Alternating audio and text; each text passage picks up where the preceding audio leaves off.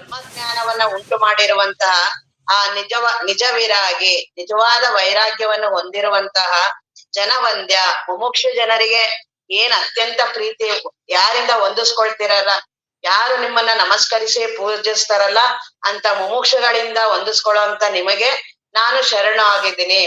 ನಿಮ್ಮ ಈಗ ಆತ್ಮಜ್ಞಾನ ಅವನಿಗೆ ಆಗಿದೆ, ಅದು ಗುರುವಿಗೆ ಅವನು ಕೃತಜ್ಞತೆಯನ್ನ ಹೇಳ್ತಿದ್ದಾರೆ.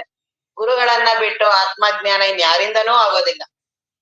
ಗುರುಗಳು ಅದು ಜೀವಂತ ಗುರುಗಳೇ ಇರ್ಬೇಕು.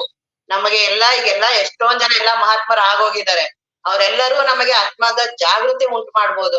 ಆದರೆ ನಾನು ಆತ್ಮಜ್ಞಾನವನ್ನ ಪಡಿಬೇಕು ಅಂದ್ರೆ ಜೀವಂತ ಗುರುಗಳ ಸನ್ನಿಧಾನನೇ ಆಗ್ಬೇಕು. ಅಂತ ಜೀವಂತ ಗುರುಗಳ ಸನ್ನಿಧಾನದಿಂದ, ಅವರ ಕೃಪೆಯಿಂದ, ಅವರ ಕರುಣೆಯಿಂದ ಅವ್ರಿಗೆ ಗೊತ್ತಿದೆ ಯಾವ ರೀತಿ ನಮ್ಮನ್ ಮಾಡ್ಬೇಕಂತ. ಇದೇ ರೀತಿ ಆತ್ಮಜ್ಞಾನ ಆಗ್ಬೇಕು ಅಂತ ಏನು ಕ್ರಮ ಇಲ್ಲ. ಇದು ನಾನ್ ಯಾವ ರೀತಿ ಕೇಳ್ಕೊಂಡ್ ಬಂದಿರ್ತೀನಿ ಮಾಡಿರ್ತೀನಿ, ನನಗೆ ಈ ರೀತಿ ಆಗ್ಬೇಕು ಅಂತಿರುತ್ತೆ. ಆದ್ರೆ ಆ ರೀತಿ ಇಲ್ಲ. ಗುರುಗಳಿಗೆ ಗೊತ್ತಿರತ್ತೆ ನನಗೆ ಯಾವ ರೀತಿ ಆತ್ಮಜ್ಞಾನ ಮಾಡ್ಬೇಕು ಅಂತ. ಅದೇ ರೀತಿ ಗುರುಗಳು ನಮಗೆ ಎಲ್ಲಾ ಬಂಧನಗಳಿಂದ, ಏನು ಮಾನಸಿಕ ದುಃಖ, ದೈಹಿಕ ದುಃಖ, ಇದು ಹೋಗೋದು ಅಷ್ಟು ಸುಲಭ ಅಲ್ಲ.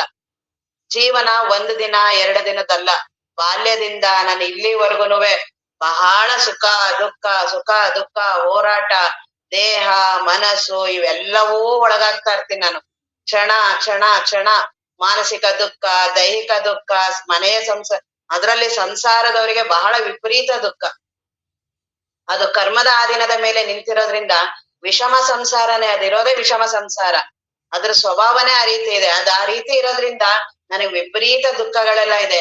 ಆ ದುಃಖಗಳೆಲ್ಲ ಮೊದಲು ಮನಸ್ಸು ಸಮಾಧಾನ ಆಗ್ಬೇಕು, ಮೊದಲು ಜೀವನ ಸರಿ ಆಗ್ಬೇಕು. ಒಂದೇ ಸರಿಗೆ ಬ್ರಹ್ಮಜ್ಞಾನ ಆಗೋದು ಬಹಳ ಕಷ್ಟ.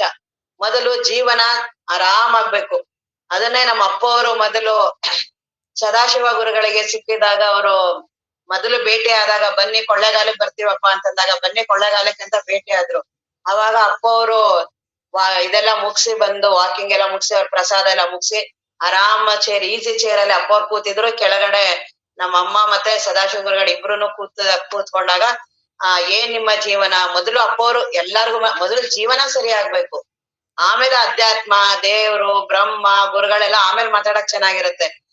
ವಿವೇಕಾನಂದ್ರು ಸಹ ಅದನ್ನೇ ಹೇಳಿದ್ದು, ಮೊದಲು ನೀವು ಹಸ್ದವ್ರಿಗೆ ಊಟ ಕೊಡಿ. ಮೊದಲು ಆ ಮನಸ್ಸು ಅವು ತುಂಬಾ ಪ್ರಕ್ಷುಬ್ಧ ಆಗಿರತ್ತೆ, ಮನಸ್ಸು ಬಹಳ ದುಃಖಕ್ಕೀಡಾಗಿರತ್ತೆ, ಅಲ್ಲಿ ಬ್ರಹ್ಮಜ್ಞಾನ ಅಳವಡಲ್ಲ. ಮೊದಲು ಸಮಾಧಾನ ಆಗ್ಬೇಕು. ಮನಸ್ಸಿಗೆ ಸಮಾಧಾನ ಆಗ್ಬೇಕಂದ್ರೆ ಅದು ವಿಪರೀತ ಎಲ್ಲಾ ಕಡೆನೂ ಹರಡ್ಕೊಂಡಿದೆ, ಹೆಂಡತಿ ಮೇಲೆ, ಮಕ್ಕಳ ಮೇಲೆ, ಮನೆಯಲ್ಲಿ ಎಲ್ಲಾನು. ಅವೆಲ್ಲವೂ ಒಂದು ಹಂತಕ್ಕೆ ಸರಿ ಆಗ್ಬೇಕು. ಅದೆಲ್ಲಾನು ಇದ್ರು ನಾನ್ ಬ್ರಹ್ಮಜ್ಞಾನ ಪಡಿತೀನಿ ಅನ್ನೋರು ಬಹಳ ಕಷ್ಟ. ಅದಕ್ಕೆ ಎಲ್ಲಾ ಮಹಾತ್ಮರು ಅಲ್ಲಿದ್ದು ಸಾಧಿಸಕ್ಕಾಗಲ್ಲ ಅಂತ ಬಿಟ್ಟು ಹೊರಟೋದ್ರು. ಆದ್ರೂ ಅಲ್ಲಿದ್ರುನುವೆ ನಮ್ಗೆ ಆರಾಮ ಆಗ್ಬೇಕು ಅಂತಿದ್ರೆ ಗುರು ಭಕ್ತಿಯಿಂದ, ಗುರುಗಳ ಧ್ಯಾನದಿಂದ, ನಮಗೆ ಯಾವ ದೇವ್ರ ಮೇಲೆ ಭಕ್ತಿ ಇದೆಯೋ ಆ ದೇವ್ರನ್ನೇ ಬೇಡ್ಕೋಬೇಕು. ಮನುಷ್ಯರ ಹತ್ರ ಯಾವಾಗ್ಲೂ ಹೇಳ್ಕೋಬಾರ್ದು ಕಷ್ಟಗಳನ್ನ.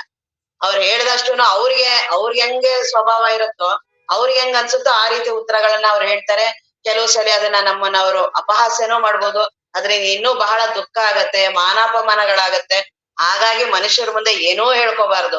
ಏನಾರು ಹೇಳೋದಿದ್ರೆ ಗುರುವಿನ ಹತ್ರ ಹೇಳ್ಕೋಬೇಕು, ದೇವ್ರ ಹತ್ರ ನಮ್ಮನ್ನ ಬೇಡ್ಕೋಬೇಕು. ಅವ್ರ ಹತ್ರ ಬಿಟ್ಟು ಜಗತ್ತಲ್ಲಿ ಇನ್ಯಾರೂ ಪರಿಹಾರ ಕೊಡೋದಕ್ಕಾಗಲ್ಲ. ಹಾಗಾಗಿ ನಮ್ಮ ಮಾನಸಿಕ ದುಃಖ, ದೈಹಿಕ ದುಃಖ ಎಲ್ಲದರಿಂದ ಭವಬಂಧನದಿಂದ ಬಿಡಿಸೋರು ಅಂದ್ರೆ ಗುರುಗಳು ಒಬ್ರೇನೆ. ಆ ಗುರುಗಳಿಗೆ ನಾವು ಅತ್ಯಂತ ಶರಣಾಗಿರ್ಬೇಕು, ಅತ್ಯಂತ ಶ್ರದ್ಧೆ ಭಕ್ತಿ. ಅವ್ರನ್ನ ಬಿಟ್ರೆ ನಮ್ಮನ್ನ ಯಾರು ಪಾರ್ ಮಾಡಲ್ಲ ಅನ್ನುವ ಶ್ರದ್ಧೆ ಇದೆ ಅಂದ್ರೆ ಅವರೇ ಸರಿ ಮಾಡ್ತಾರೆ. ಹೇಗ್ ಮಾಡ್ತಾರೆ, ಏನ್ ಮಾಡ್ತಾರೆ ಆ ಕಡೆ ಲಕ್ಷ್ಯ ಕೊಡ್ಬೇಡ, ಅವರಿಗೆ ಶರಣಾಗು, ಅವ್ರನ್ನ ಭಕ್ತಿ ಮಾಡು. ನಮಗೆ ಹೆಂಗ್ ಬೇಕೋ ಆ ರೀತಿ ಅವ್ರು ಮಾಡ್ಬೇಕು ಅಂತಿರುತ್ತೆ. ನನಗೆ ಹೆಂಗ್ ಇಷ್ಟ ಆಗಿದ್ಯೋ ಆ ರೀತಿ ಅವ್ರು ನನಗ್ ಪಾರ್ ಮಾಡ್ಬೇಕು ಅಂತ ಆದ್ರೆ ಗುರುವಿಗೆ ಶರಣಾಗ. ಅವ್ರಿಗೆ ಗೊತ್ತಿದೆ ನಮ್ಮನ್ನ ಹೇಗೆ ಅದರಿಂದ ಬಿಡಿಸ್ಬೇಕು. ಆ ಭವಬಂಧನ ಇದೆಯಲ್ಲ, ದುಃಖ ಸಂಸಾರದೆಲ್ಲ ಇದೆಯಲ್ಲ, ನಾನ್ ಏನೇನ್ ಮಾಡಕ್ ಹೋಗ್ತೀನಿ ಇನ್ನೂ ಅದ್ರೊಳಗಡೆ ಹೋಗ್ತಿರ್ತೀನಿ ಅಂತ ಗೊತ್ತಿಲ್ಲ. ಹಾಗಾಗಿ ಅದ್ರನ್ನ ನಮ್ಮನ್ನ ಅಂಟದೇ ಇರೋ ಹಾಗೆ, ಅದರಿಂದ ನಮ್ಮನ್ನ ಮೇಲೆತ್ತೋದು ಅಂದ್ರೆ ಅವ್ರಿಗೆ ಗೊತ್ತಿರತ್ತೆ. ಅದು ಯಾರು ಹೊರಗಡೆ ನಿಂತಿರ್ತಾರೆ ಅವ್ರಿಗೆ ಅದ್ರದ್ದು ಗೊತ್ತಿರತ್ತೆ. ಆ ಕೆಸರೊಳಗಡೆನೋ ನೀರೊಳಗಡೆ ಬಿದ್ದಿರೋನಿಗೆ ಅವನ್ ಹೆಂಗೆ ಬಚಾವ್ ಆಗಕ್ಕಾಗತ್ತೆ, ಅವನ್ ಏನೇನ್ ಮಾಡ್ತಾನ ಅದ್ರೊಳಗಡೆ ಹೇಗ್ ಹೋಗ್ತಾನೋ. ಆದ್ರೆ ಅದ್ರಿಂದ ಆಚೆ ನಿಂತಿರೋನು ಗೊತ್ತಾಗ್ತಿರತ್ತಲ್ಲ, ಇವನ್ ಯಾಕೆ ಹಿಂಗ್ ಆಡ್ತಾನೆ, ಅವ್ನಿಗೆ ಹೆಂಗ್ ಪಾರಾಗ್ ಮಾಡೋ ಅವ್ನ್ ಹೊರಗಡೆ ಇರೋರ್ಗ್ ಗೊತ್ತಿರತ್ತೆ. ಹಾಗೆ ಈ ಭವಬಂಧನದಿಂದ, ಈ ಜೀವನದಿಂದ ಪಾರಾಗಿರುವಂತಹ ಆ ಬ್ರಹ್ಮ ವಸ್ತುವನ್ನ, ದೇವರನ್ನ ಅನುಭವಿಸಿರೋರಿಗೆ ಇದೇನೂ ಕಷ್ಟ ಅಲ್ಲ. ನಮ್ಮನ್ ಪಾರ್ ಮಾಡೋದ್ ಏನೂ ಕಷ್ಟ ಅಲ್ಲ. ನಾನೇ ಅವರಿಗೆ ಸರೆಂಡರ್ ಆಗಿರೋದಿಲ್ಲ. ನನ್ನ ಅಹಂಕಾರ ಅವರಿಗೆ ಸರೆಂಡರ್ ಆಗಿರೋದಿಲ್ಲ. ನನ್ನ ಇವುಗಳನ್ನೇನು ಮತ್ತೆ ಗುರುಗಳ ಹತ್ರ ಹೇಗ್ ಹೇಳೋದು ಏನ್ ಮಾಡೋದು ಅಂತೆಲ್ಲ ನಮ್ಮ ಅಪ್ಪಾಜಿ ಅದನ್ನ ಗುರು ಭಕ್ತಿ ನೋಡ್ಬೇಕಾದ್ರೆ ನಮ್ಮ ಅಪ್ಪಾಜಿ ಹತ್ರ ನೋಡ್ಬೇಕು. ಅವ್ರು ಪ್ರತಿಯೊಬ್ಬರಿಗೂ ಕರ್ಕೊಂಡ್ ಹೋದಾಗ ಅಂತಿದ್ರು, ಮೊದ್ಲು ದೇವ್ರು ಅಪ್ಪ ಬ್ರಹ್ಮಜ್ಞಾನ ಅವನ್ನೆಲ್ಲ ಮಾತಾಡೋದ್ ಬಿಡಿ, ಮೊದ್ಲು ಗುರುಗಳ ಹತ್ರ ಹೋಗಿ ಮೊದ್ಲು ಮನೆದನ್ ಮಾತಾಡಿ ಅಂತಾನೆ ಹೇಳ್ತಿದ್ರಪ್ಪ ಅವ್ರು. ಮೊದ್ಲು ಮನೆ ಸಮಸ್ಯೆ ಪರಿಹಾರ ಆಗ್ಬೇಕು, ಮಕ್ಕಳು ಸರಿ ಇಲ್ಲ, ಹೆಂಡತಿ ಸರಿ ಇಲ್ಲ, ಸಾಲದ ಪರಿಸ್ಥಿತಿ, ಕಾಯಿಲೆ ಇದೆ, ಇವನ್ನೆಲ್ಲ ಮೊದ್ಲು ಸರಿ ಮಾಡ್ಕೊಳ್ಳಿ ಮೊದ್ಲು ಅಂತ ಅಪ್ಪಾಜಿ. ಹೋಗಿ ಅವ್ರು ದೇವ್ರಿದಾರೆ ಅವ್ರ ಹತ್ರ ಬರೀ ಹೇಳಿದ್ರೆ ಸಾಕು, ಬರೀ ಅವ್ರ ದರ್ಶನ ಮಾಡಿದ್ರೆ ಸಾಕು. ಅದನ್ನೇ ಇದ್ರಲ್ಲಿ ಇದೆಯಲ್ಲ ನಿಜಗುಣ ಶಿವಯೋಗೀಶ್ವರರೇ, ಅವ್ರ ಹತ್ರನೇ ಗುರು ಭಕ್ತಿದೇನಾರು ಇದನ್ನೆಲ್ಲ ನೋಡ್ಬೇಕಂದ್ರೆ, ಅರಸದೆ ಗುಣದೋಷವನ್ನು ಯೋಗಿ ವರ ನೋಡು ನೆರೆ ಭಕ್ತಿ ಮಾಡ.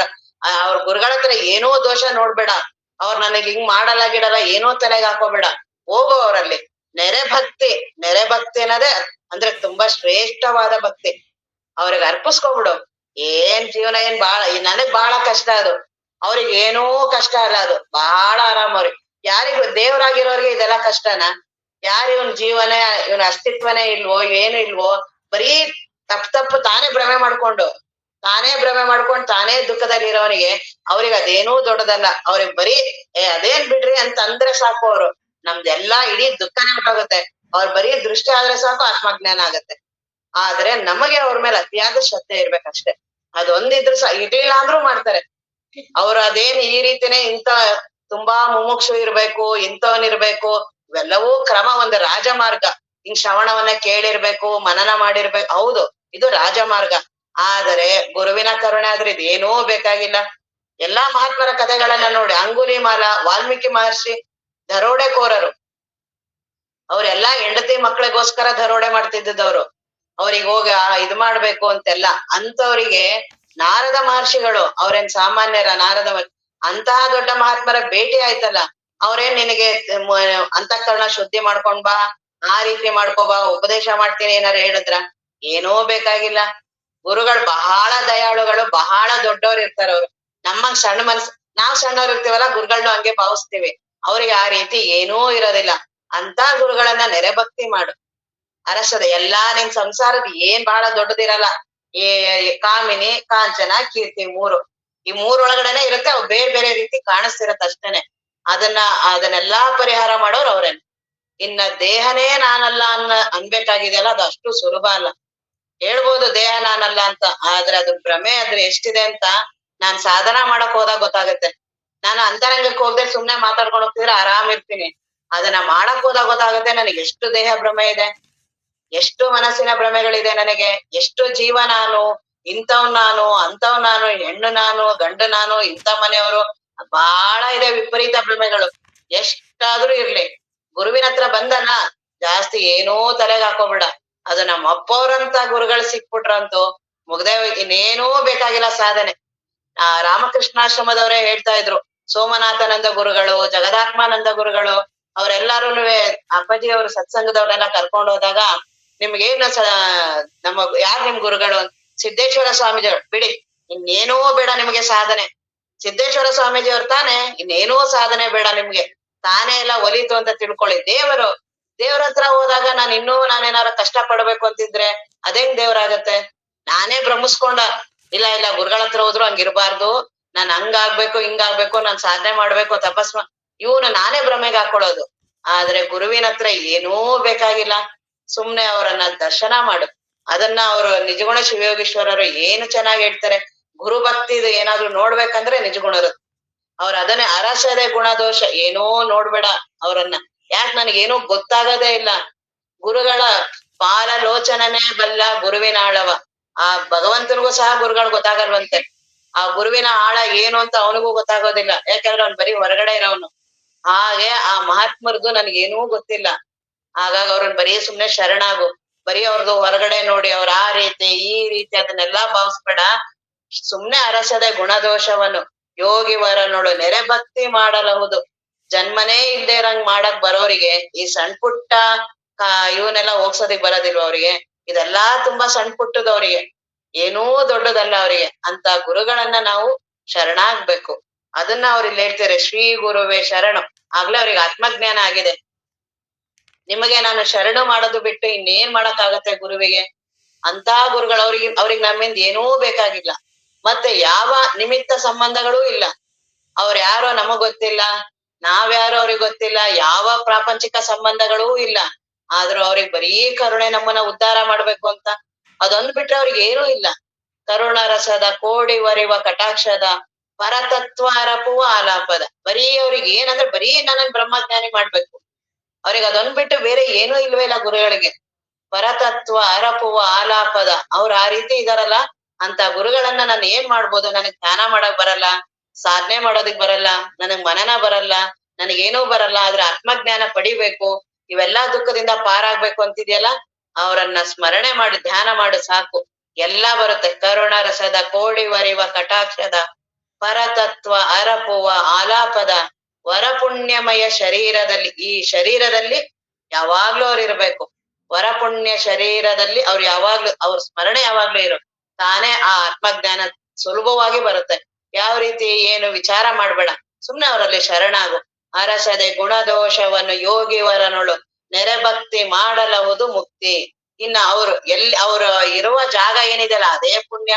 ಎಲ್ಲಿ ಪುಣ್ಯಾರಣ್ಯ, ಎಲ್ಲಿ ನದಿಯ ತೀರ, ಎಲ್ಲೆಲ್ಲಿ ಅವರೆಲ್ಲಿರ್ತಾರಲ್ಲ ಅದೇ ಪುಣ್ಯ ಜಾಗ.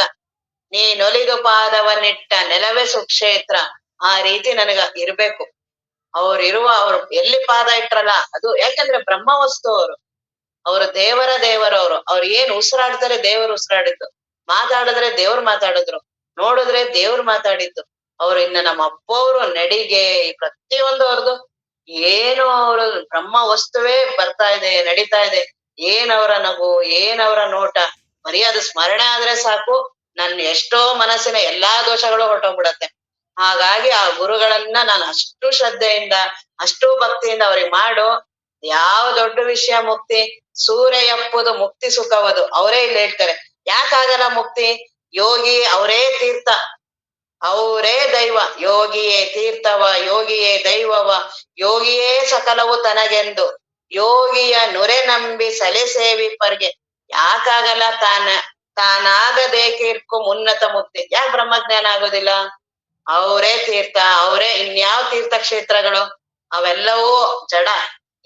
ಜ್ಞಾನಿ ಮಹಾತ್ಮರು ಇದಾರಲ್ಲ ಅವರು ಜೀವಂತ. ಅವ್ರು ಏನಿದಾರಲ್ಲ ಆ ಜಾಗವೇ ಕ್ಷೇತ್ರ, ಅಲ್ಲೇ ತೀರ್ಥ, ಅದೇ ದೈವ. ಈ ರೀತಿ ಮತ್ತ ಹೇಗೆ ಅವರನ್ನ ಭಕ್ತಿ ಮಾಡೋದು? ಮನದನುರಾಗವನ್ ಅವ್ರ ನಡೆ, ಅವ್ರ ಹತ್ರ ಹೋಗು, ಅವರನ್ನ ಸ್ಮರಣೆ ಮಾಡು, ನೆನೆ ನೋಡು, ವಿನಯದಿಂದೊಡನಾಡು, ಯೋಗಿ ಜನವನ್ನು ಅರ್ಚಿಸು. ಆ ಮಹಾತ್ಮ ಗುರುಗಳನ್ನ ಬಣ್ಣಿಸು. ಆ ಗುರುಗಳ ಬಗ್ಗೆ ಅದೇ ದೊಡ್ಡ ಸಾಧನ. ಗುರು ಸ್ಮರಣೆಯೇ ಸಾಧನವಾಗಿರುವುದು, ಗುರು ಕರುಣೆಯು ಧನ್ಯವ ಮಾಡು. ತಾನೇ ಆತ್ಮಜ್ಞಾನ, ಏನು ಸಾಧನ ಬೇಕಾಗಿಲ್ಲ. ಗುರುಗಳಿದಾರ, ಬರೀ ಅವ್ರು ಸ್ಮರಣೆ ಮಾಡಿ ಸರೆಂಡರ್ ಆಗು. ಎಷ್ಟು ಜನ ಮಹಾತ್ಮರಿಗೆ ಏನೂ ವಿದ್ಯೆ ಗೊತ್ತಿಲ್ಲದೆ ಇರೋಂಥವ್ರು ಇವೆಲ್ಲಾ ಶಾಸ್ತ್ರಗಳನ್ನ ಮುಖೋದ್ಘಾತ ಮಾಡ್ಕೊಂಡು, ಏನೀಗ ನಾನ್ ಪ್ರವಚನ, ನಾನ್ ಶ್ರವಣ ಹಿಂಗ್ ಹೇಳಿದ ತಕ್ಷಣ ಆತ್ಮಜ್ಞಾನ ನನಗಾಗತ್ತೆ ಅಂತ ಇಲ್ಲ. ಅದಾಗೋದು ಗುರುವಿನ ಕರುಣೆಯಿಂದ, ಗುರುವಿನ ಅನುಗ್ರಹದಿಂದ. ಗುರು ಕರುಣೆ, ಗುರು ಅನುಗ್ರಹ. ನಾವು ಅಪ್ಪಾಜಿ ಹತ್ರ ಇದೆಲ್ಲ ಕೇಳಿರ್ತಿದ್ವಿ. ಗುರುಕರುಣೆ ಆಗ್ಬೇಕು, ಗುರುಕರುಣೆ ಆದ್ರೆ ಮಾತ್ರ ಆತ್ಮಜ್ಞಾನ ಅಂತ. ಅದನ್ನ ಹೋಗಿ ನಾವು ಅಪ್ಪ ಹತ್ರ ಕೇಳ್ತಾ ಇದ್ವಿ. ಅಪ್ಪ ನಿಮ್ ಕರುಣೆ ಆಗ್ಬೇಕು, ಅಪ್ಪ ನೀವ್ ಕರುಣೆ ಮಾಡಿ, ನಮ್ಗೆ ಕರುಣೆ ಮಾಡಿ.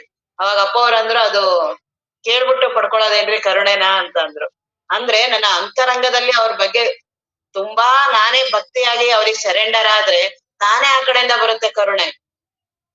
ಮಗು ತುಂಬಾ ಅಳ್ತಾ ಇದ್ರೆ ತಾಯಿಗೆ ಎಂತದೇ ಕೆಲ್ಸ ಮಾಡ್ತಿರ್ಲಿ ಅವಳು, ಹೆಂಗ್ ಓಡ್ ಬರ್ತಾಳೆ ಅವಳು? ಅದೇನಾದ್ರೂ ಅದು ಪ್ರಾಕ್ಟೀಸ್ ಇದು, ನಾನು ಅಳ್ಬೇಕು ನಮ್ಮಮ್ಮ ಓಡ್ ಬರ್ತಾರೆ ಅಂತ ಅಳತ್ತ? ಅದಕ್ಕಾಗದೇ ಇಲ್ಲ, ತಡ್ಕೊಳಕ್ ಆಗದೆ ಇದು ಅಳ್ತಿರುತ್ತೆ. ತಾಯಿ ಎಂತ ಕೆಲ್ಸನೇ ಮಾಡ್ತಿರ್ಲಿ, ಅಡ್ಗೆ ಮನೇಲಿ ಇರ್ಲಿ, ಎಲ್ಲೇ ಏನೇ ಇರ್ಲಿ, ಅವಳ ಕೈಲಿ ಇರೋದಕ್ ಆಗೋದೇ ಇಲ್ಲ. ಆ ಕರುಣೆ ಅನ್ನೋದೇ ಹಾಗೆ. ಈ ಕೋಗಿಲೆ ಇದೆ, ಅದು ವಸಂತಕ್ಕೆ ಯಾರಿಗೂ ಗೊತ್ತಾಗಲ್ಲ. ವಸಂತ ಬಂತು, ಏನ್ ಬಂತು ಏನೂ ನಮಗ್ ಗೊತ್ತಿಲ್ಲ, ಕೋಗಿಲೆ ಗೊತ್ತಾಗತ್ತೆ. ಆ ಕೋಗಿಲೆಗೆ ವಸಂತ ಬಂದ ತಕ್ಷಣ ಅದ್ ಕೈಲಿ ಇರೋದಕ್ಕೆ ಆಗಲ್ಲ, ತಾನೇ ಅದು ಹಾಡ್ ಹೇಳಕ್ ಪ್ರಾರಂಭ ಮಾಡುತ್ತೆ.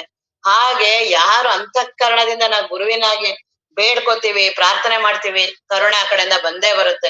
ಪ್ರಕೃತಿಯ ನಿಯಮ, ಇದನ್ನ ಯಾರೂ ಜಗತ್ತಲ್ಲಿ ಬದಲಾವಣೆ ಮಾಡಕ್ಕಾಗಲ್ಲ, ಇದು ಶತಸಿದ್ಧ. ಹಾಗೆ ಎಲ್ಲಾ ಮಹಾತ್ಮರುನು ಗುರುಗಳ ಎಲ್ಲಾ ಶಿಷ್ಯರಿಗೂ ಕರುಣೆ ಮಾಡಿದ್ದಾರೆ. ಗುರು ಕರುಣೆಯಿಂದ ಆತ್ಮಜ್ಞಾನ ಪಡೆದಿರೋರು ಬಹಳ ಕಷ್ಟ. ತುಂಬಾ ಜನ ರಮಣ ಮಹರ್ಷಿಗಳ ಹತ್ರ ಒಬ್ರು 79-80 ವರ್ಷದವ್ರು ಒಬ್ರು ಬರ್ತಾರೆ. ಅವರು ವಿದೇಶದಿಂದ ಬಂದಿರ್ತಾರೆ. ಪಾಪ ಅವ್ರು ಮೊದ್ಲೇ ವಯಸ್ಸಾಗಿದೆ. ಅಲ್ಲಿಂದ ಅವರು ಸತ್ಯದ ಬಯಕೆಗಾಗಿ ಬಂದಿದ್ದಾರೆ. ಗುರುಗಳು ರಮಣ ಮಹರ್ಷಿಗಳು ಅಂತೆಲ್ಲ ಓದಿದಾರೆ, ಅಲ್ಲಿ ಕೇಳಿದಾರೆ.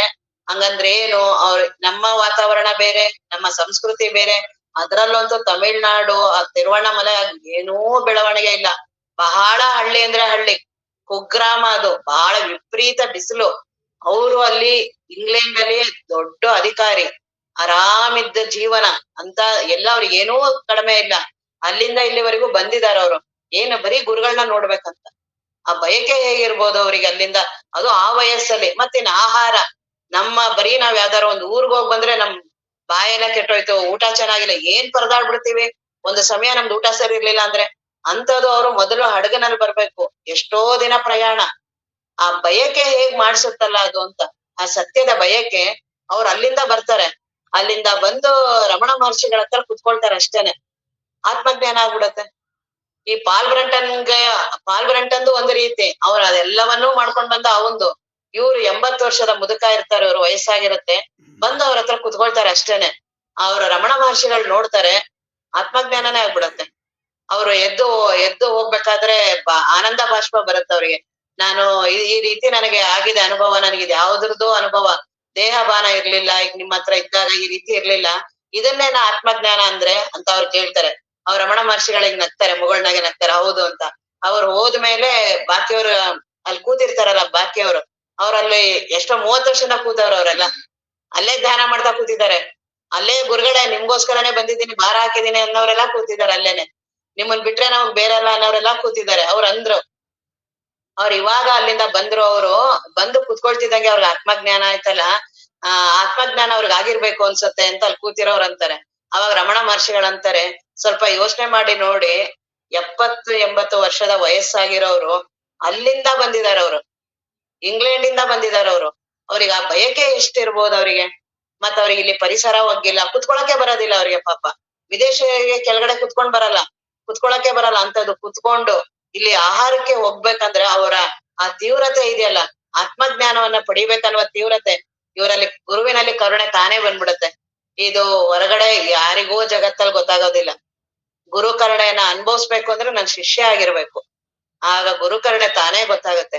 ನಾನ್ ಗುರು ಭಕ್ತಿ ಮಾಡಿದ್ರೆ ಅದನ್ನ ಕೇಳಿ ಮಾಡಿ, ನಾನ್ ಇಷ್ಟೊಂದ್ ಗುರು ಭಕ್ತಿ ಮಾಡ್ತಾ ಇದ್ದೀನಿ, ಗುರುಗಳು ಏನೂ ನನ್ ಕಡೆ ನೋಡ್ತಾ ಇಲ್ಲ, ಇವನ್ ಗುರು ಭಕ್ತಿ ಮಾಡೋರೇ ಅಲ್ಲ, ಇವನ್ ಬರೀ ಫಲಾಪೇಕ್ಷೆ ನೋಡ್ತಿದ್ದಾನೆ, ನಾನ್ ಹಿಂಗ್ ಮಾಡಿದೀನಿ ಆ ಕಡೆಯಿಂದ ನನಗ್ ಬಂದಿಲ್ಲ ಅನ್ನೋನು. ಇವ್ರ ಹೇಗ್ ಆತ್ಮಜ್ಞಾನ ಆಗತ್ತೆ. ಹಾಗಾಗಿ ಅವ್ರ ರಮಣ ಮಹರ್ಷಿಗಳು ಹಾಗಂತಾರೆ, ಅವ್ರ ಆ ಬಯಕೆ ಇರುತ್ತಲ್ಲ, ಅದು ಗುರುವಿಗೆ ಗೊತ್ತಾಗತ್ತೆ. ಗುರುಗಳ್ ಬಿಟ್ಟು ಇನ್ಯಾರಿಗೂ ಗೊತ್ತಾಗೋದಿಲ್ಲ ಅದು. ನಾವೆಲ್ಲ ಬರೀ ಅವ್ರ ಹೊರಗಡೆದು ಜಾತಿ ಮತ, ಇಂಥವ್ರು ಅಂತವ್ರು, ಇದನ್ ನೋಡೇ ಗೊತ್ತಿರೋದು ನಮ್ಗೆ. ಹಾಗಾಗಿ ನಾವ್ ಆತರನೇ ನೋಡ್ತಿರ್ತೀವಿ. ಆದರೆ ಗುರುವಿಗೆ ಯಾವಾಗ ನನಗೆ ಆತ್ಮಜ್ಞಾನ ಒಂದೇ ಬೇಕು ಅನ್ನುವ ಆ ಬಯಕೆ ಇರುತ್ತಲ್ಲ, ಅದು ಗುರುವಿಗೆ ಮಾತ್ರ ಗೊತ್ತಿರತ್ತೆ. ಬರೀ ಆತ್ಮಜ್ಞಾನವನ್ನೇ ಅಲ್ಲ, ಆ ಆತ್ಮಜ್ಞಾನ ಪಡಿಬೇಕು ಅನ್ನುವ ಆ ಬಯಕೆ ಇರುತ್ತಲ್ಲ, ನನ್ನ ಪ್ರಪಂಚದ ಎಲ್ಲಾ ವ್ಯವಹಾರಗಳು ಅದನ್ನ ಮುಚ್ಚಿಸ್ತಾ ಇರತ್ತೆ. ಮನೆಯಲ್ಲಿ ಹೆಂಡತಿಯ ಮೋಹ, ಮಕ್ಕಳದು, ಮನೆಯದು, ದುಡ್ಡೊಂದು, ವಿಪರೀತ ಸಂಸಾರದ ಸಮಸ್ಯೆಗಳಿರುತ್ತೆ. ಅದೆಲ್ಲವೂ ಕರ್ಮದ ಆದಿನ ಮೇಲೆ ಇರೋದದು. ನನ್ನ ಬುದ್ಧಿವಂತಿಕೆ ಮೇಲೆ ನನ್ನ ಸಂಸಾರ ನಡೀತಿರೋದಿಲ್ಲ, ಅದು ಕರ್ಮದ ಮೇಲೆ ನಡೀತಿರುತ್ತೆ. ಎಲ್ಲಾ ಚೆನ್ನಾಗ್ ನಡೀತಿದ್ರೆ ಆರಾಮ್ ಇರುತ್ತೆ, ಏನಾದ್ರು ಸ್ವಲ್ಪ ವ್ಯತ್ಯಾಸ ಆದ್ರೆ ಬದುಕೇ ವ್ಯತ್ಯಾಸ ಆಗತ್ತೆ. ನನ್ನ ಮನಸ್ಸು ಅದ್ರೆಲ್ಲಾದ್ರ ಮೇಲೆ ನಿಂತಿರೋದ್ರಿಂದ ನನಗ್ ಬಹಳ ಸುಖ ಆಗತ್ತೆ. ಅದನ್ ಸರಿ ಮಾಡೋರು ಗುರುಗಳನ್ನೇ. ಆ ಗುರುಗಳ ಹತ್ರನೇ ಬೇಡ್ಕೋಬೇಕು, ಗುರುಗಳೇ ನನ್ನ ಬದುಕನ್ನ ಸರಿ ಮಾಡಿ. ಅವ್ರಿಗೆ ಅವ್ರು ಮಾಡ್ತಾರೆ, ಅವ್ರೊಬ್ರಿಗೆ ಅದು ಸಾಮರ್ಥ್ಯ ಇರೋದು. ಅವರನ್ನ ಬೇಡ್ಕೊಂಡು ಮತ್ ನನ್ನ ಆತ್ಮಜ್ಞಾನವನ್ನು ಪಡಿಬೇಕು, ಅವರನ್ನೇ ಕೇಳ್ಕೋಬೇಕು. ಬರೀ ಆತ್ಮಜ್ಞಾನ ಒಂದೇ ಕೇಳ್ಕೊತೀನಿ, ನಾನು ಅದೊಂದೇ ಸಾಕು, ಜೀವನ ನಾನ್ ಸರಿ ಮಾಡ್ಕೋತೀನಿ ಅನ್ನೋನು ಶಿಷ್ಯನೇ ಅಲ್ಲ. ರಾಮಕೃಷ್ಣ ಪರಮಹಂಸರ ಹತ್ರ ಎಂತೆಂಥವ್ರು ಸಾಧಕರು ಬಂದ್ರು. ಅಲ್ಲಿ ತುಂಬಾ ವ್ಯಸನಿಯಾಗಿರುವಂತಹ ಗಿರೀಶ್ ಚಂದ್ರ ಘೋಷ್ ಅಂತ ಒಬ್ಬ ಇರ್ತಾನೆ. ಅವ್ನ್ ತುಂಬಾ ವ್ಯಸನಿ, ಬಹಳ ಕುಡಿತದ ಚಟ, ಅವ್ನಿಗೆ ಏನೋ ಕೆಟ್ಟ ಅಭ್ಯಾಸ ಯಾವ್ದೂ ಉಳ್ದಿರಲ್ಲ. ಆತರ ಅಭ್ಯಾಸ ಇರೋರೆಲ್ಲ ಬರ್ತಾರೆ. ರಾಮಕೃಷ್ಣ ಪರಮಹಂಸ ಆಗ್ಲಿ ಬಾ ಅಂತಾರೆ, ಆಗ್ಲೇ ಪರವಾಗಿಲ್ಲ ಬಾ, ಬಾ ನೀನ್ ಬಾ, ತಾನೇ ಅದು ಎಷ್ಟು ದಿನ ಅಂತ ಅದು ಇರುತ್ತದು, ಒಂದಿನ ಹೋಗ್ಲೇಬೇಕು ಅದು. ಬೆಂಕಿ ಮುಂದೆ ಎಷ್ಟು ದಿನ ಇರುತ್ತೆ ಇವೆಲ್ಲ ಕಸಗಳ, ಇವೆಲ್ಲವೇ ಭಸ್ಮ ಆಗ್ಲೇಬೇಕು. ಹಾಗೆ ಗುರುಗಳು ಜ್ಞಾನಾಗ್ನಿ, ಅವರು ದೇವರವ್ರು. ಅವ್ರು ಬಹಳ ಸ್ವಚ್ಛವಾದ ನದಿ ಇರುತ್ತಲ್ಲ, ಅಲ್ಲಿಗೆ ಯಾರು ಹೋಗಿ ನಾನ್ ಸ್ನಾನ ಮಾಡ್ಬೇಕು ಅಂದ್ರೆ ನಾನು ಸ್ವಚ್ಛ ಮಾಡ್ಕೊಂಡು ಹೋಗಿ ಸ್ನಾನ ಮಾಡೋದ? ಎಷ್ಟಾರು ಕೊಳೆ ಇರ್ಲಿ, ನಾನು ಬರೀ ಸುಮ್ನೆ ಅದ್ರಲ್ಲಿ ಮುಳುಗಿದ್ರೆ ಸಾಕು. ಎಷ್ಟಾರು ವ್ಯಾಮೋಹ ಇರ್ಲಿ, ಮೋಹ ಇರ್ಲಿ, ಏನೂ ತಲೆಗೆ ಹಾಕೋಬೇಡ. ಸುಮ್ನೆ ಅವರಲ್ಲಿ ಅಳು, ಅವರಲ್ಲಿ ಭಕ್ತಿ ಮಾಡು. ಅವ್ರು ಅದನ್ನೇ ಹೇಳ್ತಾರೆ, ಮನದನುರಾಗವ ನೋಡು, ಅವ್ರ ಮನಸ್ಸಿಗೆ ಯಾವ ರೀತಿ ಇಷ್ಟ ಆಗತ್ತೆ ಆ ರೀತಿ ಅವ್ರನ್ನ ಸ್ಮರಣೆ ಮಾಡು. ಅವ್ರ ಹತ್ರ ಹೋಗು, ಅವರನ್ನ ನೋಡು, ವಿನಯದಿಂದ ಒಡನಾಡು, ಅವ್ರ ಹತ್ರ ವಿನಯದಿಂದ ಒಡನಾಡು. ಯೋಗಿ ಜನವನ್ನು ಅರ್ಚಿಸು, ಅವ್ರನ್ನ ಸ್ಮರಣೆ ಮಾಡು, ಅವ್ರನ್ನ ಬಣ್ಣಿಸು, ಅವ್ರನ್ನ ದುರಿತಾಳಿ ಪರಿವೋದು. ಎಲ್ಲಾ ನಿನ್ನ ಏನೇನ್ ಪಾಪ ಕರ್ಮಗಳಿದೆಯಲ್ಲ ಎಲ್ಲಾ ಹೊರಟೋಗುತ್ತೆ. ಇನ್ನೇನೂ ಮಾಡ್ಬೇಡ, ಬರೀ ಅಂತ ಮಹಾತ್ಮರ ದರ್ಶನ ಮಾಡು, ಅವರ ಸ್ಮರಣೆ ಮಾಡು, ನೋಡು, ವಿನಯದಿಂದೊಡನಾಡು, ಅವರನ್ನ ಬಣ್ಣಿಸು, ಅವ್ರನ್ನ ಸ್ಮರಣೆ, ಅವರನ್ನ ಹೊಗಳು, ಅವ್ರೇನ್ ಕಾಯ್ತಾ ಇಲ್ಲ ನೀನು ಹೊಗಳೋದು ಅಂತಲ್ಲ, ಅವರನ್ನ ಸ್ಮರಣೆ ಮಾಡೋದ್ರಿಂದ ನನ್ನ ದುರಿತಾಳಿ, ನಂದೇನ್ ಪಾಪ ಕರ್ಮಗಳಿವೆಲ್ಲ ಏನು ಅನಿಷ್ಟ ಚಿಂತನೆಗಳಿದೆಯಲ್ಲ ತಾನೇ ಅವೆಲ್ಲವೂ ಹೊರಟೋಗುತ್ತೆ. ಹಾಗಾಗಿ ಸತ್ಸಂಗ ಅತ್ಯಂತ ಶ್ರೇಷ್ಠ. ಅದರಲ್ಲಿ ಕಬೀರು ಸಹ ಅದೇ ಹೇಳ್ತಾರೆ, ಗುರು ಗೋವಿಂದ ದೋವು ಕಡೆ ಕಾಕೇಲಾಗೋ. ಗುರುಗಳು ಮತ್ತೆ ದೇವ್ರು ಇಬ್ರು ಒಟ್ಟಿಗೆ ಬಂದ್ ನಿಂತಿದ್ದಾರೆ. ಯಾರು ಫಸ್ಟ್ ನಮಸ್ಕಾರ ಮಾಡ್ತೀಯಾ ಅಂತ ಕೇಳಿದ್ರೆ ನಾನು ಮೊದಲು ಮಾಡೋದು ಗುರುವಿಗೆ. ಯಾಕೆ? ಗುರುಗಳೇ ದೇವ್ರನ್ನ ತೋರ್ಸೋದು.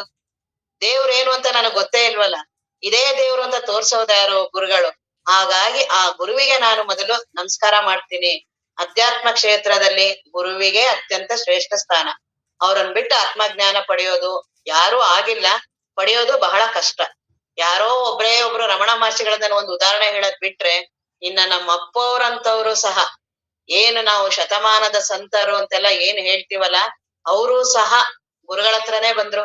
ಅದು ಬಾಲ್ಯದಲ್ಲೇ ಬಂದ್ರು. ಅವ್ರಿಗೇನು ಅವಶ್ಯಕತೆ ಇರ್ಲಿಲ್ಲ. ಅವ್ರಿಗೇನ್ ವೈರಾಗ್ಯ ಇಲ್ವಾ? ಅವ್ರಿಗೆ ಯಾವ್ದು ನಾವು ಅವೆಲ್ಲ ಹೇಳಕ್ ಬಹಳ ಕಡಿಮೆ. ಪರಿಪೂರ್ಣರು ಅವರು. ಅವರು ಸಹ ಗುರುವಿನ ಹತ್ರ ಬಂದ್ರು. ಅವ್ರ ಹತ್ರ ಬಂದು ಅವ್ರಿಗೆ ಅರ್ಪಿಸ್ಕೊಂಡು ಕೊನೆವರೆಗೂ ಏನು ಗುರುಭಕ್ತಿ. ಕೊನೆಯಲ್ಲಿ ಅವರ ದೇಹ ಅನಾರೋಗ್ಯ ಆಗಿತ್ತು, ಅವ್ರ ಆಹಾರವನ್ನು ಬಿಟ್ಟಿದ್ರು, ಎಲ್ಲಾ ಬಿಟ್ಟಿದ್ರು. ಕೊನೆಗೆ ಅವ್ರು ಬಂದು ಆ ಗುರುವಿನ ಮಂಟಪದ ಹತ್ರ ಬಂದು ಅಲ್ಲಿ ಪ್ರಾರ್ಥನಾ ಮಾಡಿಸಿ ಎಲ್ಲಾ ಶಿಷ್ಯರ ಹತ್ರ ಅಲ್ಲಿ ನಮಸ್ಕಾರ ಮಾಡಿ ಅವ್ರು ಕೊನೆಗೆ ಅಪ್ಪವ್ರ ದೇಹ ಬಿಟ್ಟಿದ್ದು. ಕೊನೆಯವರೆಗೂ ಗುರುಭಕ್ತಿ. ಹಾಗಾಗಿ ಆ ಗುರುವಿನಲ್ಲಿ ಯಾವಾಗ್ಲೂ ಆತ್ಮಜ್ಞಾನ ಆದ್ಮೇಲೆ ಎಲ್ಲಿವರೆಗೂ ನನ್ನ ದೇಹ ಇರುತ್ತೋ ಅಲ್ಲಿವರೆಗೂ ಗುರುಗಳಿರ್ತಾರೆ. ನಾನು ಇದೊಂದೆರಡು ಮಾತು ಕಲ್ತ್ಕೊಂಡು ಗುರುರ್ನೈವ ಶಿಷ್ಯ ಚಿದ, ಏನ್ ಆ ಬ್ರಹ್ಮವಸ್ತಿನಲ್ಲಿ ಗುರುಗಳಿಲ್ಲ, ಶಿಷ್ಯರಿಲ್ಲ, ಅದಿಲ್ಲ, ಎಲ್ಲಾ ಮಾತಾಡು ಆಯ್ತು. ಇವ್ ಮೊದ್ಲು ಬ್ರಹ್ಮಜ್ಞಾನವನ್ನ ಪಡಿಬೇಕಲ್ಲ. ಬರೀ ಕೊನೆಯ ಅನುಭವವನ್ನ ಹೇಳೋದಲ್ಲ, ಆ ಅನುಭವ ಮಾಡ್ಸೋರು ಗುರುಗಳು. ಆ ಗುರುಗಳನ್ನ ನಾನು ನನ್ನ ದೇಹವನ್ನ ಹೋಗೋವರ್ಗುನು ಅವರಲ್ಲಿ ಕೃತಜ್ಞತೆ ಇರ್ಬೇಕು. ಅವ್ರು ಕೊನೆಯವರೆಗೂ ಅವ್ರು ನಮಗೆ ಗುರುಗಳೇ ಅವರು.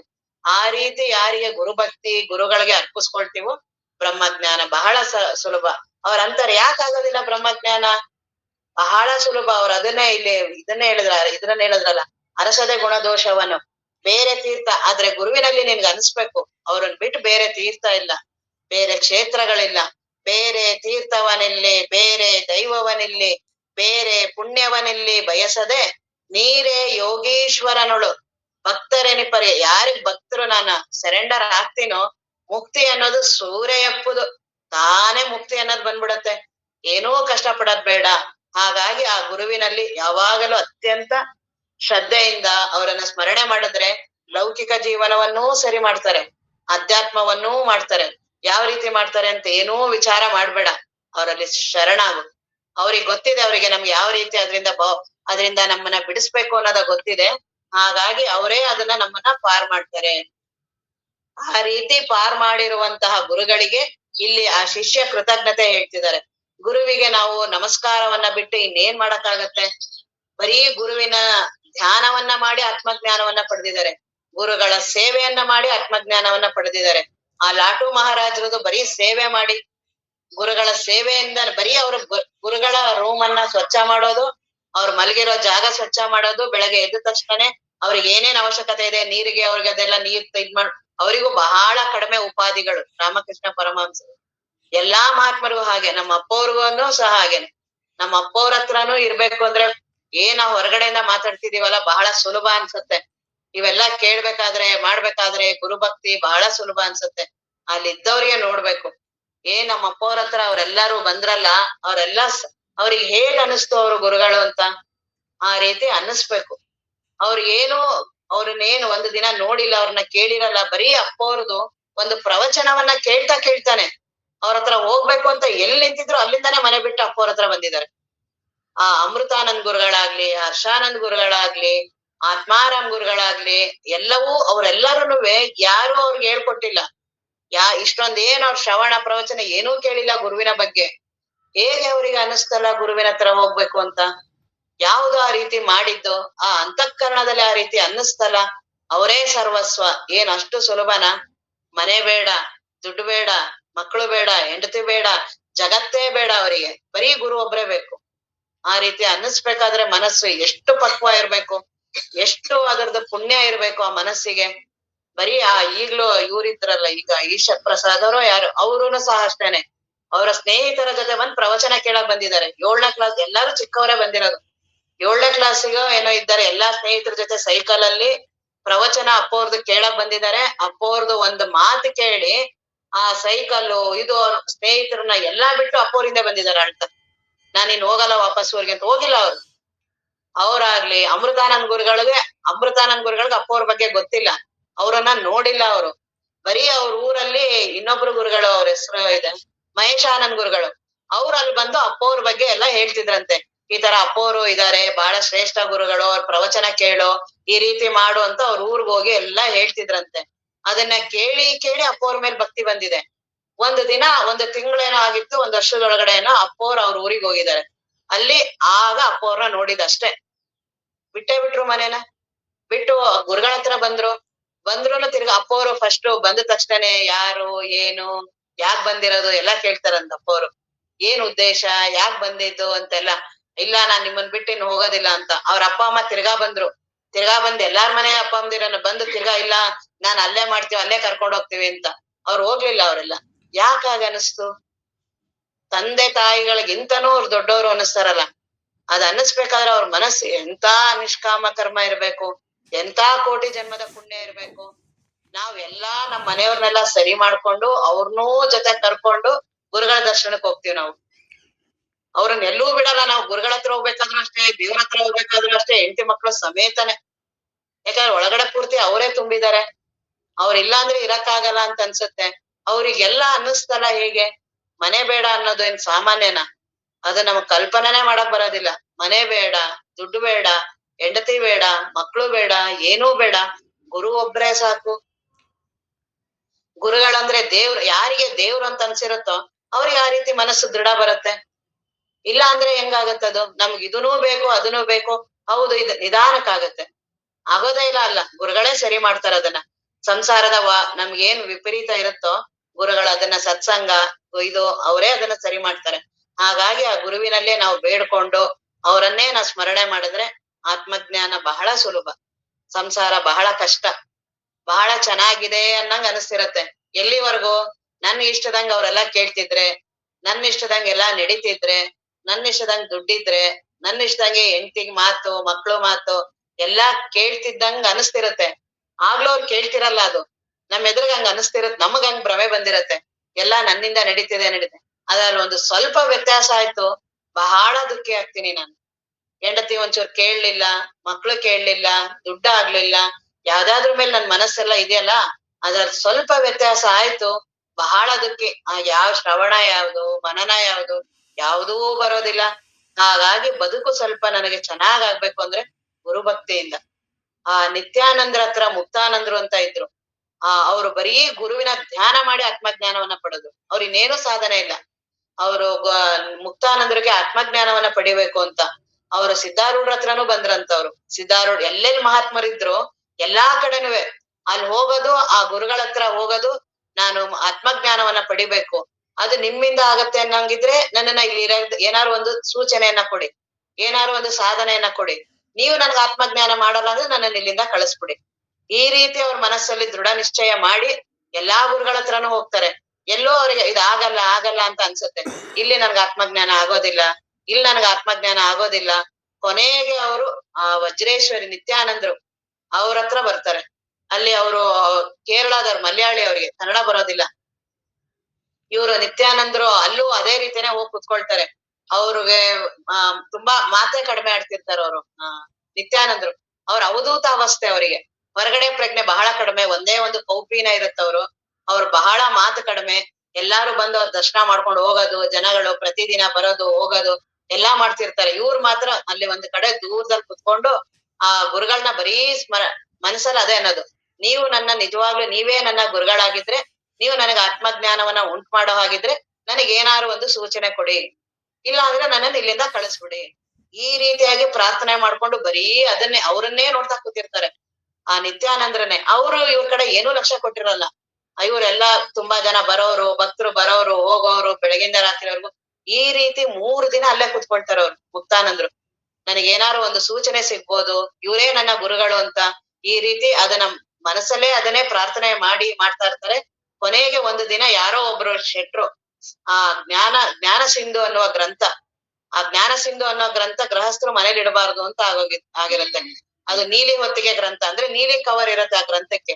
ಏನಿಲ್ಲ ಅದ್ರಲ್ಲಿ ಬಹಳ ವೈರಾಗ್ಯ, ತುಂಬಾ ವೈರಾಗ್ಯ ಬರ್ದಿದಾರೆ ನೋಡಿ. ಏನ್ ಹೆಂಡ್ತಿ ಅಂತ್ಯ ಮಕ್ಕಳಂತ್ಯ ಏನಿದೆ ಅದ್ರಲ್ಲಿ, ಬರೀ ಚರ್ಮ ಮೂಳೆ ಮಾಂಸ ಬರೀ ಅದ್ರಲ್ಲೆಲ್ಲ ಕೆಟ್ಟದೇ ಇದೆ ಆ ದೇಹದೊಳಗಡೆ. ಅಂತದನ್ನ ಪ್ರೀತಿ ಮಾಡ್ತೀಯಲ್ಲ ನೀನು, ನಿನ್ ಏನ್ ಇದಾಗಲ್ವ ಅಂತ ಚೆನ್ನಾಗ್ ಬೈತಾರ ಅದ್ರಲ್ಲಿ ಜ್ಞಾನ ಸಿಂಧುಲಿ. ಆ ಜ್ಞಾನ ಸಿಂಧು ಯಾರು ಓದ್ತಾರೋ ಅವ್ರ ಮನೆ ಬಿಟ್ಟು ಹೊಟ್ಟೋಗ್ಬಿಡ್ತಾರೆ ವೈರಾಗ್ಯ ಬಂದು ಅಂತ. ಅದನ್ನ ಗೃಹಸ್ಥರು ಮನೇಲಿ ಇಡಬಾರ್ದು ಅಂತ. ಅದಕ್ಕೆ ಅವ್ರು ಅದನ್ನ ತಂದು ಈ ಗುರುಗಳು ಕೊಡಕ್ ಬರ್ತಾರೆ ನಿತ್ಯಾನಂದ್ರಿಗೆ. ಇದನ್ನ ಮನೇಲಿ ಇಡಬಾರ್ದು ಅಂತ ಹೇಳಿದಾರೆ, ಅದಕ್ಕೆ ನಿಮ್ಗೆ ಕೊಡ್ತೀನಿ ಗುರುಗಳೇ ಅಂದ್ಬಿಟ್ಟು ಅವ್ರು ಯಾವ್ದೋ ಒಂದ್ ಪೇಜನ್ನ ಹಿಂಗೆ ಇಟ್ಕೊಂಡೇನೋ ಕೊಡ್ತಾರೆ. ಅದನ್ನ ನಿತ್ಯಾನಂದ್ರು ಹಾಗೆ ಆ ಪೇಜಿನಲ್ಲಿ ಅವ್ರ ಒಂದ್ ಬೆರಳಿಂಗ್ ಇಟ್ಕೊಂಡಿರ್ತಾರೆ. ಇವ್ರು ಅಲ್ಲಿ ದೂರದಲ್ಲಿ ಕೂತಿರ್ತಾರಲ್ಲ ಮುಕ್ತಾನಂದ್ರಿಗೆ ಆಗ್ಲೇ 3 ದಿನ ಆಗಿರುತ್ತೆ. 3 ದಿನ ಆ ಸತ್ಯದ ಬಯಕೆ ಅವ್ರು ಎಷ್ಟು ಪ್ರಾರ್ಥನೆ ಇರ್ಬೋದು ಗುರುಗಳದ್ದು, ಮತ್ತೆ ಆತ್ಮಜ್ಞಾನ ಪಡಿಬೇಕು ಅನ್ನೋದು. ಆ ರೀತಿ ಇರ್ಬೇಕಾದ್ರೆ ಅವ್ರು ಹೇಗಿರ್ಬೋದು ಮುಕ್ತಾನಂದ್ರು, ಎಷ್ಟು ದೊಡ್ಡವ್ರು ಇರ್ಬೋದು. ನನ್ಗ ಆತ್ಮಜ್ಞಾನವನ್ನ ಪಡೆಯೋವರೆಗೂ ಹೋಗ್ಬಾರ್ದು ಅಂತ ಕೂತಿರ್ತಾರಲ್ಲ, ಇವರೇ ನನ್ನ ಗುರುಗಳು ಅನ್ನೋ ನನಗ್ ಸೂಚನೆ ಸಿಗ್ಬೇಕು, ಅಲ್ಲಿವರೆಗೂ ನಾನು ಹೋಗ್ಬಾರ್ದು ಅನ್ನುವ ದೃಢ ನಿರ್ಧಾರ ಇದೆಯಲ್ಲ, ಎಷ್ಟು ದೊಡ್ಡದದು. ಯಾರಿಗ ಅನ್ಸುತ್ತೆ ಆ ರೀತಿ? ಆ ರೀತಿ ಅವ್ರಲ್ಲಿ ಕೂತಿದ್ದಾಗ ಅವ್ರಿಗೆ 3 ದಿನ ಆಗಿರುತ್ತೆ ಆಗ್ಲೇ. ಇನ್ನೇನು ಇವ್ರು ಏನು ಸೂಚನೆ ಕೊಡೋದಿಲ್ಲ, ಇವ್ರು ನನ್ ಗುರುಗಳಲ್ಲ ಅನ್ಸುತ್ತೆ, ನಾನ್ ಹೋಗ್ಬೇಕು ಅಂತ ಅವ್ರು ಅನ್ಕೊಂಡಿರ್ತಾರೆ. ಅಷ್ಟ್ರೊಳಗೆ ಅವ್ರ ಆ ಗ್ರಂಥ ತಂದ್ ಕೊಟ್ಟಿರ್ತಾರಲ್ಲ ನಿತ್ಯಾನಂದ್ರಿಗೆ, ಅವ್ರು ಅದನ್ನ ಬೆರಳೊಳಗಡೆ ಹಿಂಗೆ ಬೆರಳಿಟ್ಕೊಂಡು ಅದನ್ನ ಮಡಸ್ಬಿಟ್ಟು ಕೂಗ್ತಾರೆ ಇವ್ರನ್ನ. ಹಾ ಬಾ. ಅವ್ರೇನು ಮಾತಾಡ್ತಿರಲ್ಲ, ಅವಧೂತ್ರ ತರ ಇರ್ತಾರ ಅವ್ರು. ಬರೀ ಹಾ ಅಂತೇನೋ ಹಿಂಗ್ ಸನ್ನೆ ಮಾಡ್ತಾರಂತ. ಅವ್ರು ಬರ್ತಾರೆ ಮುಕ್ತಾನಂದ್ರೆ, ಓ ನನಗೇನೋ ಗುರುಗಳು ಉಪದೇಶ ಮಾಡ್ತಿದ್ದಾರೆ, ನನ್ಗೇನೋ ಹೇಳಕ್ ಕರಿತಿದ್ದಾರೆ ಅನ್ಬಿಟ್ಟು ಅವ್ರ ಹತ್ರ ಬರ್ತಾರೆ. ಅವ್ರು ಆ ಬೆರಳು ಹಿಡ್ದಿರ್ತಾರಲ್ಲ ಆ ಗ್ರಂಥದ ಸಮೇತ ಹಿಂಗ್ ಮುಚ್ಬಿಟ್ಟು ಅದನ್ನ ಕೊಡ್ತಾರೆ. ಇವ್ರು ಅದೇ ರೀತಿ ಆ ಗ್ರಂಥನ ತೆಗಿತಾರೆ. ಆ ಗುರುಗಳ ಬೆರಳಿಟ್ಟಿರ್ತಾರಲ್ಲ ಅದನ್ನ ತೆಗೆದು ನೋಡ್ತಾರೆ. ಆ ಜ್ಞಾನ ಸಿಂಧುವಿನಲ್ಲಿ ಅದರಲ್ಲಿ ಗುರುವಿನ ಧ್ಯಾನವನ್ನ ಹೇಳಿರ್ತಾರೆ. ಆ ಗುರುವಿನ ಇದೇ ನನಗೆ ಸಾಧನ, ಗುರುಗಳು ನನಗೆ ಈ ಸಾಧನ ಮಾಡಕ್ ಹೇಳಿದ್ರು ಅಂತ ಬಹಳ ಖುಷಿ ಆಗ್ಬಿಡತ್ತೆ. ಇವ್ರೇ ನನ್ನ ಗುರುಗಳು, ಇವ್ರು ನನ್ನ ಸಾಧನ ಮಾಡೋದು. ಅದ್ರಲ್ಲಿ ಏನೂ ಇರೋದಿಲ್ಲ, ಗುರುವನ್ನ ಹೇಗ್ ಉಪಾಸನೆ ಮಾಡೋದು ಅಂತ ಇರುತ್ತೆ. ನನ್ನನ್ನ ನಾನು ಕಳ್ಕೊಳ್ಳೋದಿರುತ್ತಲ್ಲ ಅದು ಸಾಮಾನ್ಯ ಇರೋದಿಲ್ಲ. ಕೆಲವು ಸಲಿ ಈ ಶ್ರವಣ ಮನನ ನಿಧಿಧ್ಯಾಸನಗಳು ಒಂದು ರೀತಿ, ಆ ರೀತಿಯಿಂದನೂ ನಾನನ್ನೋದು ಹೋಗುತ್ತೆ. ಇಲ್ಲ ಗುರುಭಕ್ತಿ ಮಾಡೋದು ಹೇಗೆ, ಅವರನ್ನ ಉಪಾಸನೆ ಮಾಡಿನೂ ಆತ್ಮಜ್ಞಾನ ಪಡೆಯೋದು ಹೇಗೆ ಅಂತ ಆ ಗ್ರಂಥದಲ್ಲಿ ಇರುತ್ತೆ. ಅದ್ರಲ್ಲಿ ಗುರುವಿನ ಉಪಾಸನೆ ಮಾಡ್ತಾರ ಅವ್ರು ಮುಕ್ತಾನಂದ್ರು. ಈಗ ನನ್ನ ತಲೆ ಏನಂತ ಇದೆಯಲ್ಲ, ಇದು ನನ್ನ ತಲೆ ಅಲ್ಲ, ಗುರುವಿನ ತಲೆ. ನನ್ನ ದೇಹ ಅಂತ ಏನಿದೆಯಲ್ಲ, ಈಗ ನನ್ನ ದೇಹ ಅಲ್ಲ, ಗುರುವಿನ ದೇಹ. ಈ ರೀತಿ ಭಾವಿಸಿ ಇವ್ರು ನಾನ್ ಇಲ್ವೇ ಇಲ್ಲ, ಇರೋದೇ ಬರೀ ನಿತ್ಯಾನಂದ್ರು. ಮುಕ್ತಾನಂದ ಅನ್ನೋನ್ ಇಲ್ವೇ ಇಲ್ಲ, ಇರೋದೇ ನಿತ್ಯಾನಂದ್ರು ಅಂತ. ಮತ್ತೆ ಅವರ ಕೊಠಡಿಗೆ ಹೋಗಿ ಯಾರ ಜೊತೆನೂ ಸೇರ್ತಿರೋದಿಲ್ಲ. ಕೊಠಡಿಗೆ ಹೋಗಿ ಸುತ್ತಮುತ್ತ ಬರೀ ಗುರುವಿನ ಚಿತ್ರನೇ, ಗುರುವಿನ ಭಾವಚಿತ್ರನೇ. ಯಾಕೆಂದ್ರೆ ಅದು ಮನಸ್ಸಿಗೆ ಅದು ಒಗ್ಬೇಕಲ್ಲ. ಮನಸ್ಸಿನೊಳಗಡೆ ಬೇರೆ ಎಲ್ಲಾ ರೂಪಗಳನ್ನ ಆಗ್ಲೇ ವಿಪರೀತ ಸಂಸ್ಕಾರಗಳು ಬಂದಿರತ್ತಲ್ಲ, ಅವಳನ್ನೆಲ್ಲ ಹೊರಗಡೆ ಹಾಕ್ಬೇಕಲ್ಲ. ಹಾಗಾಗಿ ಸುತ್ತಮುತ್ತ ಅವ್ರಿಗೆ ಎಲ್ ಕಂಡ್ಬಿಟ್ರು ಬರೀ ಗುರುಗಳು ಕಾಣಿಸ್ಬೇಕು, ಗುರುಗಳ ಭಾವಚಿತ್ರವೇ ಕಾಣಿಸ್ಬೇಕು. ಆ ರೀತಿ ಅವ್ರ ಕೊಠಡಿ ತುಂಬಾ ಅವ್ರದೇ ಚಿತ್ರ ಹಾಕೊಂಡು ಅವ್ರದೇ ಪೂರ್ತಿ ಧ್ಯಾನ ಮಾಡ್ತಾರೆ. ಮಾಡ್ತಾ ಇವರಿಗೆ ಆಮೇಲೆ ಅನುಭವ ಬರಕ್ ಪ್ರಾರಂಭ ಆಗತ್ತೆ. ಇವರಲ್ಲಿರುವ ಕ್ರೋಧ ತಾನೇ ಬಿಟ್ಟು ಹೋಗುತ್ತೆ, ಮೋಹ ಹೋಗೋದನ್ನ ನೋಡ್ತಾರೆ. ಎಲ್ಲವೂ ಇವ್ರ ದೇಹದಿಂದ ಏನೇನ್ ವಿಕಾರಗಳೆಲ್ಲ ಮನಸ್ಸಿನ ವಿಕಾರಗಳಿರುತ್ತಲ್ಲ ತಾನೇ ಎಲ್ಲ ಹೋಗಕ್ ಪ್ರಾರಂಭ ಆಗ್ಬಿಡುತ್ತೆ ಬರೀ ಅವ್ರ ಧ್ಯಾನದಿಂದ. ಯಾರ್ದನ್ನ ನಾವು ಧ್ಯಾನ ಮಾಡ್ತೀವಿ, ಯಾರ್ದನ್ನ ಸ್ಮರಣೆ ಮಾಡ್ತೀವಿ, ಅದು ನಮ್ ಸ್ವಭಾವ ಆಗತ್ತೆ. ಈಗ ನಾವು ಮನೆಯಲ್ಲಿ ಹೆಂಡತಿದಾಗ್ಲಿ ಗಂಡಂದಾಗ್ಲಿ ಅದನ್ನ ನಾವು ಉಪಾಸನೆ ಮಾಡ್ತಿದೀವಿ ಅಂತ ಗೊತ್ತಿರಲ್ಲ ನಮ್ಗೆ. ಅವ್ರದ್ದು ಉಪಾಸನೆ ಮಾಡಿರ್ತೀವಿ ನಾವು. ಇಲ್ಲ ಅಂದ್ರೆ ಅವ್ರಿಗೇನಾರಾದ್ರೆ ನನಗೆ ಇಲ್ಲಿ ಗೊತ್ತಾಗತ್ತಲ್ಲ, ಅವ್ರಿಗೇನಾರು ಹುಷಾರಿಲ್ಲ, ನನಗ್ ಬಹಳ ಪರದಾಟ ಆಗತ್ತಲ್ಲ, ಅವ್ರಿಗೇನೋ ಅಪಮಾನ, ಮಕ್ಳಿಗೇನೋ ಆಯ್ತು, ಹುಷಾರಿಲ್ಲ, ನನಗೆ ಆದಂಗ ಆಗತ್ತಲ್ಲ. ಯಾಕೆಂದ್ರೆ ಅವ್ರದ್ದು ಉಪಾಸನ ಮಾಡಿರ್ತೀನಿ, ಅವ್ರದೇ ಹಗಲಿರುಳು ಸ್ಮರಣೆ ಮಾಡಿರ್ತೀನಿ. ಅದನ್ನ ನಾನು ಅಧ್ಯಾತ್ಮಕ್ಕೆ ಮಾಡಿದ್ರೆ, ಗುರುವಿಗೆ ಮಾಡಿದ್ರೆ, ಗುರುವಿನ ಎಲ್ಲಾ ಸ್ವಭಾವ ನನಗ್ ಬಂದ್ಬಿಡತ್ತೆ. ಅವ್ರೇನ್ ಬ್ರಹ್ಮ ವಸ್ತು ಇದಾರಲ್ಲ ಅದನ್ನ ನಾನ್ ಬಹಳ ಸುಲಭವಾಗಿ ಆಗ್ಬಿಡ್ಬೋದು. ಇದು ಒಂದು ಸಾಧನ ಬ್ರಹ್ಮಜ್ಞಾನವನ್ನ ಪಡೆಯೋದಿಕ್ಕೆ. ಆ ರೀತಿ ಆ ಮುಕ್ತಾನಂದ್ರು ಮಾಡ್ತಾರೆ ಆ ಗುರುವಿನ ಧ್ಯಾನವನ್ನ. ಮಾಡ್ತಾ ಮಾಡ್ತಾ ಇವ್ರ ನಾನು ಹೋಗಕ್ ಪ್ರಾರಂಭ ಆಗ್ಬಿಡತ್ತೆ. ನಾನೇ ಉಳಿಯೋದಿಲ್ಲ. ಅಲ್ಲಿ ಬರೀ ನಿತ್ಯಾನಂದ್ರೆ ಅವ್ರ ಗುರುಗಳೇ ಅವ್ರು ನಡೀತಿದ್ರೆ ನಿತ್ಯಾನಂದ್ರು ನಡೀತಿದಾರೆ ಯಾಕೆಂದ್ರೆ ಅವ್ರದೇ ಉಪಾಸನ ಮಾಡಿ ಮಾಡಿ ಅವ್ರ್ ಹೆಂಗ್ ಮಾತಾಡ್ತಾರೋ ಹೆಂಗ್ ಮಾಡ್ತಾರೋ ಅವ್ರ ಕೈ ಹೆಂಗ್ ಮಾಡ್ತಾರೋ ಅದು ಇವ್ರಿಗ್ ಬಂದ್ಬಿಡತ್ತೆಲ್ಲ. ಇವ್ರ ಒಳಗಡೆ ಎಲ್ಲ ಪೂರ್ತಿ ಗುರುಗಳೇ ಆಗ್ಬಿಟ್ಟಿರ್ತಾರಲ್ಲ. ಯಾವಾಗ್ಲೂ ಗುರು ಚಿಂತನ ಗುರು ಧ್ಯಾನನೇ ಮಾಡೋದ್ರಿಂದ ಅವ್ರೆಲ್ಲಾ ಪೂರ್ತಿ ಇವರೇ ಆಗ್ಬಿಡ್ತಾರೆ. ಮತ್ ಇವ್ರಿಗೆ ಅನುಭವಗಳು ಪವಾಡಗಳು ಇವ್ರು ಬರೀ ಸ್ನಾನ ಮಾಡಿದ್ರೆ ಸಾಕು ಆ ನೀರು ಹೋಗ್ತಿರತ್ತಲ್ಲ ಅದನ್ನ ಯಾರೋ ಆ ಕಡೆ ಭಕ್ತರು ಹಿಂಗ್ ಹೋಗ್ಬೇಕಾದ್ರೆ ಮುಟ್ಬಿಡ್ತಾರೆ. ಅವ್ರಿಗ್ ಬಾಹ್ಯ ಪ್ರಜ್ಞೆ ತಪ್ಪೋಗುತ್ತೆ. ಅವ್ರ ಸಮಾಧಿ ಅವಸ್ಥೆಗೆ ಹೋಗ್ಬಿಡ್ತಾರೆ. ಅಷ್ಟು ಇವ್ರಿಗೆ ಅವ್ರದೆಲ್ಲಾ ತಪಸ್ಸುಗಳು ಗುರುವಿಂದು ಬರೀ ಗುರು ಧ್ಯಾನ ಮಾಡಿ ಗುರುವಿನ ಸ್ಮರಣೆ ಮಾಡಿ. ಹಾಗಾಗಿ ಗುರುವಿನ ಧ್ಯಾನ ಗುರುವಿನ ಸ್ಮರಣೆ ಮಾಡೋದ್ರಿಂದ ಬಹಳ ಸುಲಭ ಆತ್ಮಜ್ಞಾನ. ಏನೂ ಕಷ್ಟ ಇಲ್ಲ. ಸ್ವಲ್ಪ ಅವ್ರ ಮೇಲೆ ಶ್ರದ್ಧೆ ಭಕ್ತಿ ಮತ್ ನಾನ್ ಪಾರಾಗ್ಬೇಕು ಅನ್ನುವ ಈ ಇಚ್ಛೆ ಇದ್ರೆ ಇದು ಬಹಳ ಸುಲಭ ಆಗುತ್ತೆ. ಆ ರೀತಿ ಮಾಡೋದ್ರಿಂದನೂ ಆತ್ಮಜ್ಞಾನವನ್ನ ಪಡಿಬಹುದು. ಅದು ಒಂದು ರೀತಿ ಅಂತ ಆತ್ಮಜ್ಞಾನವನ್ನು ಪಡೆದಿರುವಂತಹ ಶಿಷ್ಯ ಇಲ್ಲಿ ಅವರಿಗೆ ಕೃತಜ್ಞತೆ ಹೇಳ್ತಿದ್ದಾರೆ. ನಾನ್ ಏನು ಈಗ ದೇಹ ನಾನು ಜೀವ ನಾನು ಅಂತ ಇದೆಯಲ್ಲ ಇದರಿಂದ ಬಿಡುಗಡೆ ಮಾಡ್ತಾರಲ್ಲ ಅವ್ರು ಎಷ್ಟು ದೊಡ್ಡವ್ರು ಇರ್ಬೋದು. ಅದು ಸಾಮಾನ್ಯ ಅಲ್ಲ. ದೇಹ ಭ್ರಮೆಯಿಂದ ಹೋಗೋದು. ದೇಹ ನಾನಲ್ಲ ಮನಸ್ಸು ನಾನಲ್ಲ ಈ ಜೀವನೇ ನಾನಲ್ಲ ಅಂದ್ರೆ ಏನು ಅದ್ರ ಯಾವ ಅನುಭವವೂ ನನಗಿರ್ಬಾರ್ದು. ಶಿಕ್ಷಣ ಶರೀಫರು ಅವ್ರದೇ ಇದೆಯಲ್ಲ ಊಟ ಮಾಡಿರ್ಬೇಕು ನನಗದ್ ಹಸಿವೆ ಗೊತ್ತಿರ್ಬಾರ್ದು. ಹಸಿವೆ ಆಗಿರ್ಬೇಕು ನನಗದ್ರದ್ದು ಗೊತ್ತಾಗ್ಬಾರ್ದು. ಹೊಟ್ಟೆ ತುಂಬಾ ಊಟ ಮಾಡಿರುವ ಅನುಭವ ಯಾವಾಗ್ಲೂ ತೃಪ್ತಿ ಅನ್ನುವ ಅನುಭವ ಇರ್ಬೇಕು. ಅವ್ರದ್ದು ಆ ಪದ ಚೆನ್ನಾಗಿದೆ ಅವ್ರದ್ದು. ಯಾವ್ದದು ಹೌದಪ್ಪ ಹೌದು ನೀನೇ ದೇವಾರ ನಿನ್ನ ನೀ ತಿಳಿದಾರೆ ನಿನಗಿಲ್ಲೋ ದೂರ. ಊಟ ಹಸಿವೆ ಆಗಿರ್ಬೇಕು ಆದ್ರೆ ಹೊಟ್ಟೆ ತುಂಬಿರುವಂತ ಅನುಭವ ಇರ್ಬೇಕು. ಆ ರೀತಿ ಬಹಳ ಚೆನ್ನಾಗಿದೆ. ಆ ರೀತಿ ಆತ್ಮಜ್ಞಾನದ ಅನುಭವ ಇರೋದೇ ಹಾಗೆ. ನಾನ್ ದೇಹವನ್ನ ಬಳಸ್ತಿರ್ತೀನಿ ಅದ್ರ ಅನುಭವ ನನ್ಗಿರೋದಿಲ್ಲ. ದೇಹದ ಕಾರ್ಯ ಎಲ್ಲ ನಿಲ್ಲಿಸ್ಬಿಡ್ತೀನಿ ಅಂತಲ್ಲ ಆತ್ಮಜ್ಞಾನ ಆದ್ರೆ. ಮೊದ್ಲಂಗೆ ದೇಹವನ್ನ ಬಳಸ್ತೀನಿ ಆದ್ರೆ ಅದ್ರಲ್ಲಿ ಏನ್ ನನಗ್ ಆಗ್ತಿದ್ಯಲ್ಲ ಈಗೆಲ್ಲ ಇಲ್ಲಿ ನೋವಾಯ್ತು ಅದಾಯ್ತು ಇದಾಯ್ತು ಹಸುವೆ ಆಯ್ತು ತೃಷೆ ಆಯ್ತು ಇದರ ಅನುಭವ ನನಗಿರೋದಿಲ್ಲ. ಇನ್ನ ಮನಸ್ಸಿನ ಏನ್ ತುಂಬಾ ನನಗೆ ಸುಖ ದುಃಖಗಳೆಲ್ಲ ಆಗ್ತಿದೆಯಲ್ಲ ಮೋಹ ಮಮಕಾರ ದುಡ್ಡು ಇವೆಲ್ಲವುವೆ ಆ ಮನಸ್ಸನ್ ಬಳಸ್ತಿರ್ತೀನಿ ನನಗದರ ಅನುಭವ ಇರೋದಿಲ್ಲ. ಇನ್ನ ವ್ಯಕ್ತಿ ನಾನು ಜೀವ ನಾನು ಹೀಗೆ ಇರ್ತೀನಿ ಆದ್ರೆ ಅದ್ರದ್ ಅನುಭವ ನನಗಿರೋದಿಲ್ಲ.